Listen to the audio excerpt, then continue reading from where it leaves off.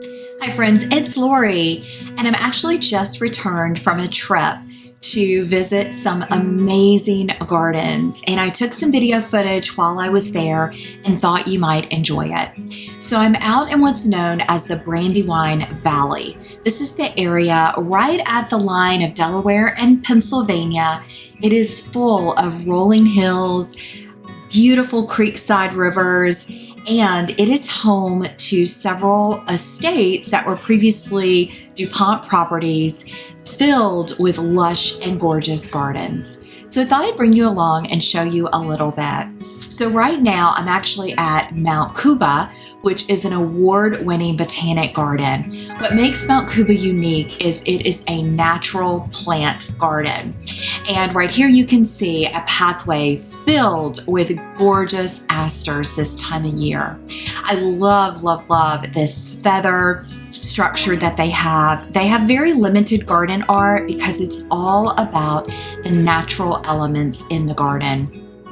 But you can see we had blue skies the entire week and just gorgeous fall color. I loved this area. Their containers were really unique. They had, of course, celosia and mums, and they had as their centerpiece white Japanese anemones, and those bloom in the autumn. So a great combination and something that you could consider next year. So something interesting that they did. So I just thought I'd walk you through. Now, I was able to visit about 4 gardens while I was on my trip, and they were all amazing. I'd visited many of them before. So I'll walk you through where we are at each. But right now, let's just enjoy a little bit more of Mount Cuba and all the beautiful textures and layers of this natural native plant garden.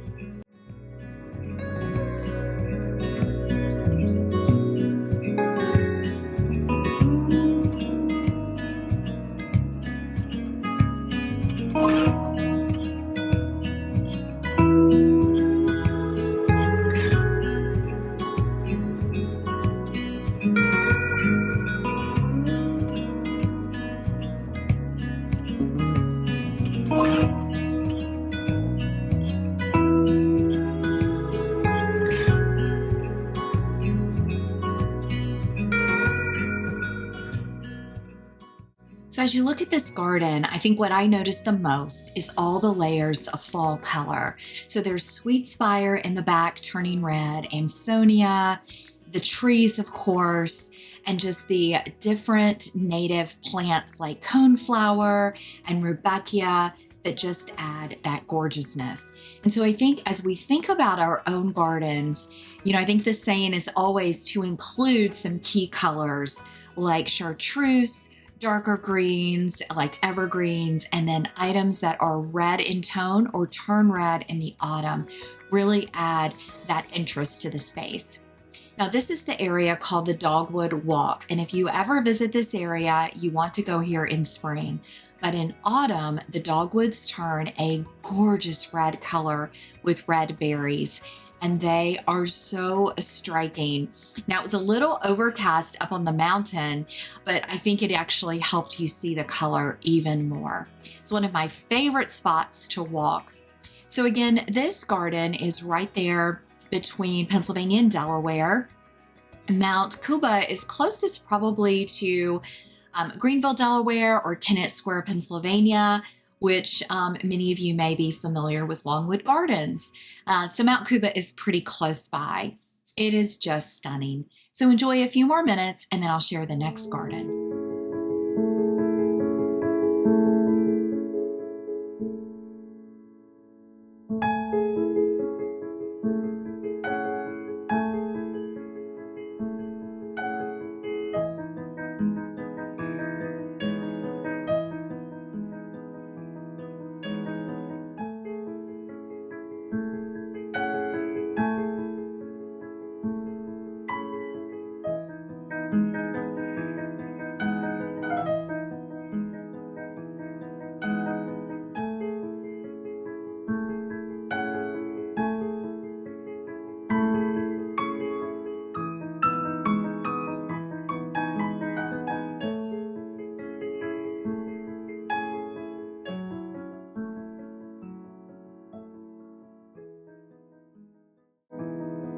So wasn't Mount Cuba stunning this time of year?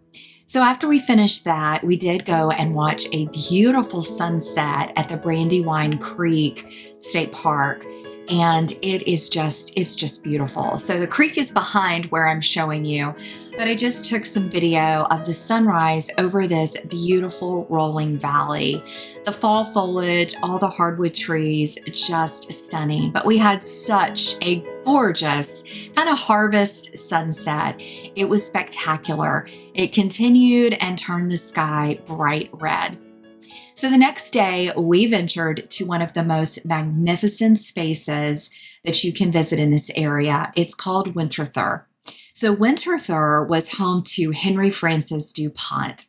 It is a magnificent 175-room house up on a hillside, but it's surrounded by 1,000 acres of meadows, woodlands, ponds, and a 60-acre garden designed by Henry DuPont himself. It is amazing. It has magnificent, massive displays of colors throughout the year. And thank goodness this was left for people to enjoy and that the DuPonts kept this property. It has shady woodland paths with huge azaleas that bloom in the spring. Every type of tree you can imagine either was brought in or native to the area. A stunning woodland garden. There's so much to see there. So right now I'm showing you a little bit of the back of the home that has a tiered garden that goes down to a reflecting pool where the DuPonts had lots of beautiful parties. There's a little tiny snapshot of the house, but you actually can't see all of the home because it is 5 stories. Now throughout, they also have this quaint children's garden, which is so much fun. The kids just squeal and run through that space, but everything is made to fit within nature. Now there are some sculptures and items, especially located around the home. This one was so sweet, and it's a sundial with the little cherubs. One of my favorite views is in the back of the house. There is this little bitty, it's like just a little spot where you could sit in the garden and have tea. Lots of beautiful stone and architecture. There's so much to see in this garden space. You could spend days visiting. Now we got very lucky and the fall blooming crocuses were in bloom along one of the meadows. They were stunning. You can see here the view of the valley that's surrounding the property, and this is all Winterthur acreage and land. It's absolutely amazing. At one time, there was a dairy farm up on that hill when the property was being used. And the pond is part of a water system to, of course, funnel creekside water and runoff, and it's just amazing. You can just walk and walk and walk. So our next stop was a really special treat. We got to visit a special kind of secret garden in the Wilmington area. This is a garden that is part of the property named Gilbraltar. It was owned by the Sharps, and the Sharps' wife was a DuPont. They purchased this home and property and in the early 1900s and wanted to add beautiful gardens to it in that tiered area down from the house. What's interesting is they hired a relatively new landscape architect named Marion Coffin. So it's also known as the Coffin Gardens. So Marion was one of the first females in the landscape architecture field, and she was not accepted by her male fellows, so she started her own firm, and somehow the Sharps found her, and she designed these gardens. Now, after the Sharps passed, the property was kind of left, and for many years, the garden was absolutely hidden. It was just taken over with weeds and overgrown. And a few years back, a Delaware association and part of the Sharp family decided to uncover the garden and bring it back to life. It still has some areas that need renovation, and part of the house is being renovated, but it is so spectacular to see just parts of her vision, some of the structures, statuary, ironworks. It was a real treat to get to see this special space. So we've walked from a native garden at Mount Cuba to a special secret garden at Gibraltar, and then we landed at the infamous, amazing Longwood Gardens. If you haven't visited, it is one of a kind. What's unique about this property is it is huge, so many acres of property. It was originally owned by Quakers who built an arboretum of trees around the property. A lot of those hardwoods, of course, are still here today. Huge tulip poplars and other trees, oaks and everything. Well, when the DuPonts came to the area in the early 1900s, they bought the property to actually save it from being logged. And the DuPont that owned this property was also very much into gardening and began to expand the gardens. He also expanded the fountains and brought a lot of Italian influence. Right now is the Chrysanthemum Festival inside one of the conservatories. And I have to tell you, I'd never seen such amazing varieties of chrysanthemums. So Longwood has 2 glass house conservatories, and the first house that's been there for a long time, they do what I call the Disney type of gardening. It is outrageous examples of flora and the way they develop and create hybrid variations and just make incredible, stunning displays for the public to enjoy. They have a new conservatory that is more about plants, and right now I think it has a Mediterranean display.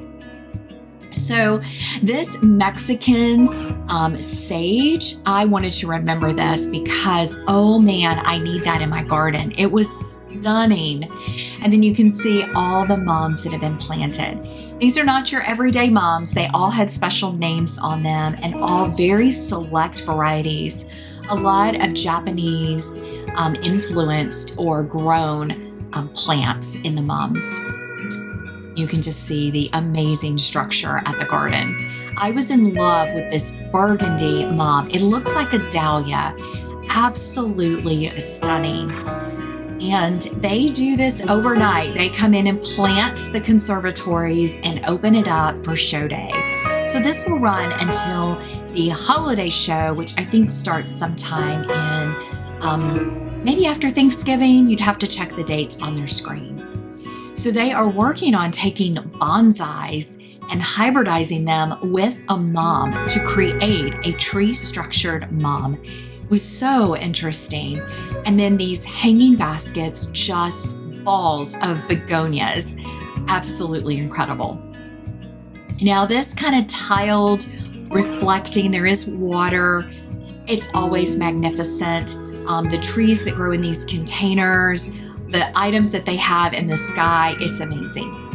But beyond the glitz and glamour at Longwood, there is also beautiful natural gardens and meadow and forest that you can walk through. I thought from a gardening perspective, this was stunning. You can see they've got all the oak leaf hydrangeas and just the gorgeous fall color that they provide. Now underneath they had purple asters, but you could see where there were some cutback perennials, lots of a variety of perennials, lots of salvia. There are 3 or more lakes on the property. I may have that wrong, but you can see some of the amazing trees. They also have 3 different tree houses in the wooded areas that you can actually visit. Here's a view of the meadow, which during fall, I haven't seen it in the summer. It's just beautiful. I loved this bridge that kind of walks you over the meadow and allows you to be in the middle, in the thick of it. Just gorgeous goldenrod and just all the things that are left in the meadow and will reseed for the next season. Beautiful paths.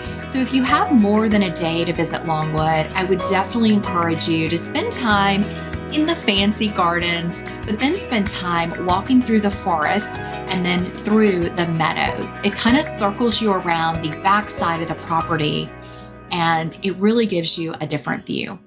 Here's another tree house that was built just in the woods. And I think it's really neat, a neat little structure, something that you could do maybe on a small scale if you have a natural garden space. I love that they have lights in it, and everything is handicap accessible, which is really nice. You can see these old growth trees and new trees. All right, so our last visit was to Hagley Museum and Gardens, which was also a DuPont property. It is a little bit smaller property, and this was original back in the 1900s as well. The DuPonts came to town, and this was their first home that they built. It's up on top of a mountain alongside Brandywine Creek, or Brandywine Creek, Brandy Valley Creek. It's alongside the creek, and that is where DuPont started making his gunpowder to sell all around. This is the back side of the house with the portico. What's fantastic about this is you get to learn so much history as you walk through. You actually get to walk through the property along the creek, and then you end up at the home, which you can also tour. I loved this garden structure that was made, very artistic, and I just thought it was really interesting and really fit the space, and thought you might enjoy seeing something like that. It'd be nice to have something like that handcrafted. Now, there are some, not formal, but more of a cutting garden at the house. There's also a veggie garden and orchards. So the house was more a working garden, and it remains that today. But I did love this original fountain. It's not operating. They may have already turned it off, but I don't think it's operating. But just really, really beautiful, and of course, timeless to that time and space. Now, what's unique about this property also is that you can see some of the DuPont cars in the garage, as well as some of the carriages before, of course, the time of automobiles. So if you're a history buff and you love gardening and nature, Hagley Museum and Gardens is definitely a must stop. It's really, really beautiful. They also have a tram that takes you up to the house. I loved this original table set, and the color blue. I was like, wow, that really pops in the garden. So just some views of some images that I took. Incredible color and light. This is the creek with the dam that runs along the property. And this is where they use the water and the power of the water. And they built all their stone houses to do the gunpowder making. So you get to read and see about all that history. They still have a lot of the machinery that was made, but the walk along the creek is just stunning. So I hope you enjoyed this short little tour of some of the visit I had to the Brandywine Valley. If you have questions, let me know in the comments. And if you're ever in the area, visit one of these special gardens. They are all unique and definitely one of a kind.